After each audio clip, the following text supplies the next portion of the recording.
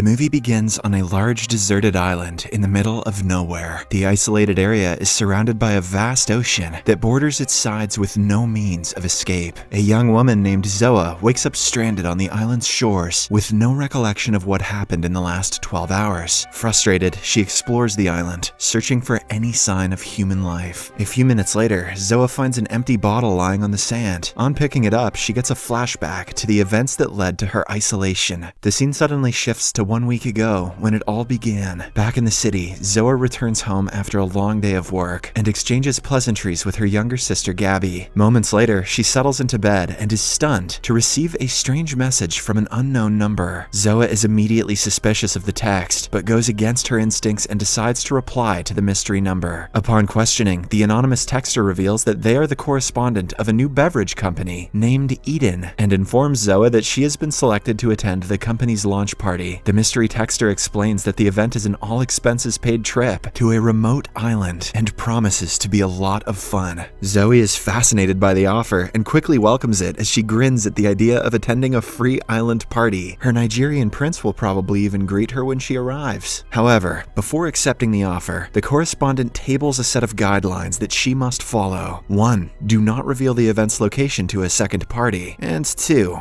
Do not bring anyone along. Zoa finds the rules quite sketchy, but agrees to them for fear of losing her invitation. The following weekend, she packs her bags and makes her way to the pickup station. Despite agreeing to the company's rules, Zoa brings her best friend Judith along as the duo heads to the secret location. On arrival, they meet a fellow invitee named Aldo, and together the trio gets led to an abandoned building by an automated drone. Eventually, the mini aircraft leaves them, and the group is left facing a locked door. Seconds later, a masked man appears and lets the trio inside the building, where they find and socialize with other invitees. Fortunately, they don't have to wait long, as an envoy of party buses arrives to take them to the island. The guests swiftly race into the vehicles and spend the night dancing as they approach their destination. Several hours later, they finally arrive at a seaport as the masked organizers usher them to a boat. However, before the invitees can enter the cruise, they're made to pass through a verification checkpoint. Judith flinches on seeing this, as she doesn't have an invite, but approaches the checkpoint nonetheless. Thankfully, her gamble pays off, as she is allowed to join the company despite lacking an invite. The guests are all thoroughly searched and are even made to pass a metal detector as a precautionary measure. In addition, they are also ordered to drop their phones as a prerequisite for entering the boat. The partygoers instantly find this very suspicious, but eventually succumb to the organizers' demands as they surrender their cell phones to them. After all the arrangements have been made, they all board the boat and begin their trip to the vacation island.